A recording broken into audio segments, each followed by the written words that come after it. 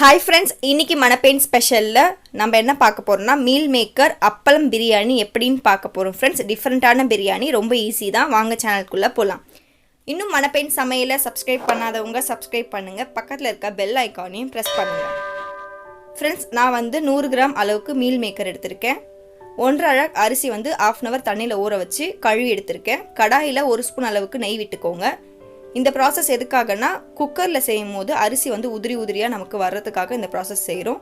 நெய் உருகின பிறகு நம்ம எடுத்து வச்சிருக்க அரிசியை தண்ணி இல்லாமல் வடிகட்டி இதில் போட்டு 1 நிமிஷம் நீங்கள் ஃப்ரை பண்ணிக்கோங்க. அடுத்து நான் என்ன பண்ணியிருக்கேன்னா, மீல் மேக்கரை சுடு தண்ணியில் போட்டிருக்கேன். அதை நல்லா புழிஞ்சு இன்னொரு பவுலுக்கு ட்ரான்ஸ்ஃபர் பண்ணிவிடுங்க.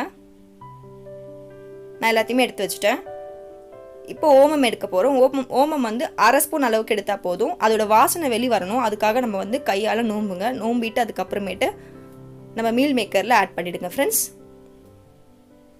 இப்போ 1/2 லெமன் பிழிஞ்சு விட்டுக்கோங்க. அடுத்து நீங்கள் என்ன பண்ணுறீங்கன்னா, 1 ஸ்பூன் அளவுக்கு மைதா ஆட் பண்ணிக்கோங்க. 1 ஸ்பூன் அளவுக்கு கார்ன்ஃப்ளவர் மாவு ஆட் பண்ணிக்கோங்க. 1 ஸ்பூன் அளவுக்கு அரிசி மாவு ஆட் பண்ணிக்கோங்க. அடுத்து 1/2 ஸ்பூன் அளவுக்கு காஷ்மீரி சில்லி பவுடர் ஆட் பண்ணிக்கோங்க ஃப்ரெண்ட்ஸ். அடுத்து சிட்டிகை கேசரி பவுடர் ஆட் பண்ணிக்கோங்க. ஃபுட் கலர், அதாவது ஆப்ஷன் தான். அடுத்து 1/2 ஸ்பூன் அளவுக்கு கரம் மசாலா, 1 ஸ்பூன் அளவுக்கு தனியா ஆட் பண்ணிக்கோங்க ஃப்ரெண்ட்ஸ். இதெல்லாம் ஆட் பண்ணிவிட்டு கையால் வச்சு நல்லா பிசையுங்க. அப்போ தான் மசாலா நல்லா மிக்ஸ் ஆகும். தேவையான அளவு உப்பு போட்டுக்கோங்க. இப்போ இது ஒரு 10 நிமிஷம் ஊறட்டும் ஃப்ரெண்ட்ஸ். அதுக்குள்ளே நம்ம பிரியாணி தாளிக்க போகலாம். குக்கர் வச்சுக்கோங்க. 5 ஸ்பூன் அளவுக்கு எண்ணெய் விட்டுக்கோங்க. 1 ஸ்பூன் அளவுக்கு நெய் விட்டுக்கோங்க. நெய் அதிகமாக விட்டிங்கன்னா திகட்டும். ஸோ 1 ஸ்பூன் அளவுக்கு விட்டால் போதும். 1 ஸ்பூன் அளவுக்கு சோம்பு ஆட் பண்ணிக்கோங்க. 5-6 பல் பூண்டு தோல் உரித்து ஆட் பண்ணிக்கோங்க. ஒரு கொத்து கருவேப்பிலை ஆட் பண்ணிக்கோங்க. ஒரு பெரிய வெங்காயம், அப்படி இல்லைனா 1.5 பெரிய வெங்காயம் நீங்கள் ஆட் பண்ணிக்கோங்க. நல்லா நீட்டாக கட் பண்ணிவிட்டு அதுக்கப்புறமேட்டு 2 பச்சை மிளகாவை கட் பண்ணி ஆட் பண்ணிக்கோங்க ஃப்ரெண்ட்ஸ். இதுக்கிடையில் நம்ம எண்ணெயை ஹீட் பண்ணிடலாம் கடாயில்.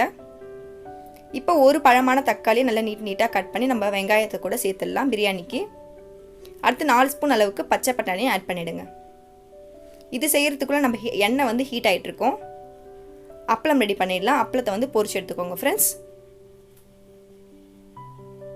ஒரு 8 அப்பளம் பொரிச்சு எடுத்துக்கோங்க. 1.5 அழகு அரிசிக்கு ரெடி பண்ணியாச்சு.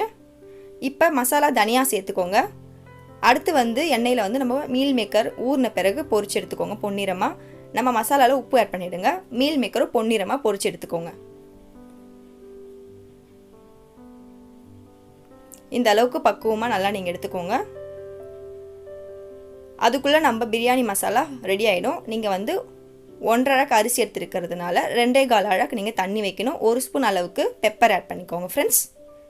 தண்ணி பதம் எப்படி நான் சொல்லியிருக்கேன், 1 அழகுக்கு 1.5 கிளாஸ் அளவுக்கு நீங்கள் தண்ணி வைக்கணும். எந்த இதில் அளக்குறீங்களோ அதிலே தான் நீங்கள் தண்ணியும் அளக்கணும். அதே நல்லா ஞாபகம் வச்சுக்கோங்க. ஒரு கொதி வந்த பிறகு நீங்கள் என்ன பண்ண போகிறீங்கன்னா, நெய்யில் ஃப்ரை பண்ணி வச்சுருக்க பாஸ்மதி அரிசியை நம்ம ரெடி பண்ணியிருக்க பிரியாணி மசாலாவில் கிரேவியில் நீங்கள் ஆட் பண்ணிவிடுங்க.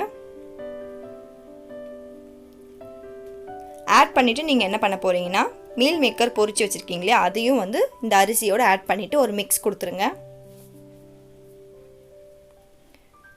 மிக்ஸ் கொடுத்துட்டு நம்ம குக்கர் மூடி போட்டு மூட போகிறோம். பட் ஹை ஃப்ளேமில் வைங்க, விசில் போடாதீங்க ஃப்ரெண்ட்ஸ். இதுதான் நமக்கு முக்கியமான குக்கரில் வைக்கக்கூடிய டிப். ஒரு 5 நிமிஷத்துக்கு அப்புறம் ப்ரெஷர் வரும், விசில் போட்டுருங்க. விசில் வச்சுட்டு நீங்கள் சிம்மில் வச்சு 10 நிமிஷம் விடுங்க. விசில் வரக்கூடாது. 15 நிமிஷம் கழித்து நீங்கள் ஓப்பன் பண்ணிங்கன்னா உங்களோட சூப்பரான மீல் மேக்கர் பிரியாணி ரெடி ஆகிடும். நான் ஸ்டார்டிங்கில் என்ன சொன்னேன்னா, மீல் மேக்கர் ப்ளஸ் அப்பளம் பிரியாணி சொன்னேன். ஸோ அப்பளம் எப்போ ஆட் பண்ணுன்றதை நான் உங்களுக்கு சொல்கிறேன். நம்ம அரிசி எவ்வளோ பக்குவமாக வந்திருக்குன்றதை பாருங்கள் ஃப்ரெண்ட்ஸ். ஒட்டவே ஒட்டாது. அதே மாதிரி நான் சொன்ன பக்குவத்தில் நீங்கள் தண்ணி வச்சிங்கன்னா கண்டிப்பாக குழையவே குழையாது ஃப்ரெண்ட்ஸ். எவ்வளோ சூப்பராக நமக்கு பிரியாணி ரெடியாக இருக்குன்னு பாருங்கள். இதோடு நீங்கள் வெங்காய பச்சடி வச்சு சாப்பிட்டிங்கன்னா ரொம்ப டேஸ்டியாக இருக்கும் ஃப்ரெண்ட்ஸ். இப்போ நம்ம ரெடி பண்ணி வச்சுருக்க அப்பளத்தை இப்போ ஆட் பண்ண போகிறோம். நல்லா நொறுக்கி ஆட் பண்ணிக்கோங்க. இதை நீங்கள் லஞ்ச் பாக்ஸ் ரெசிபியாகவும் நீங்கள் கொண்டு போகலாம் ஃப்ரெண்ட்ஸ். காலையில் நீங்கள் எழுந்து ஒரு 20 நிமிஷத்தில் இந்த பிரியாணி ரெடி பண்ணிடலாம் ஃப்ரெண்ட்ஸ். ஸோ கண்டிப்பாக வீட்டில் ட்ரை பண்ணுங்கள். டிஃப்ரெண்ட் பிரியாணிஸ் கண்டிப்பாக ட்ரை பண்ணுங்கள். வெஜிடேரியன் தான், எப்பயுமே நான்வெஜ்ஜே நம்மளால் சாப்பிட முடியாது. ஸோ வெஜ்ஜும் நீங்கள் கண்டிப்பாக சாப்பிடுங்க. ஓகே ஃப்ரெண்ட்ஸ், இது வரைக்கும் சப்ஸ்கிரைப் பண்ணாதவங்க சப்ஸ்கிரைப் பண்ணுங்கள். பக்கத்தில் இருக்க பெல் ஐக்கானையும் ப்ரெஸ் பண்ணுங்கள். லைக் பண்ணுங்கள். நிறைய பேருக்கு ஷேர் பண்ணுங்கள். இந்த ரெசிபி எல்லாருக்கும் தெரியட்டும் ஃப்ரெண்ட்ஸ். Bye friends. கமெண்ட் கொடுங்க ஃப்ரெண்ட்ஸ் செஞ்சு பார்த்துட்டு. Bye friends.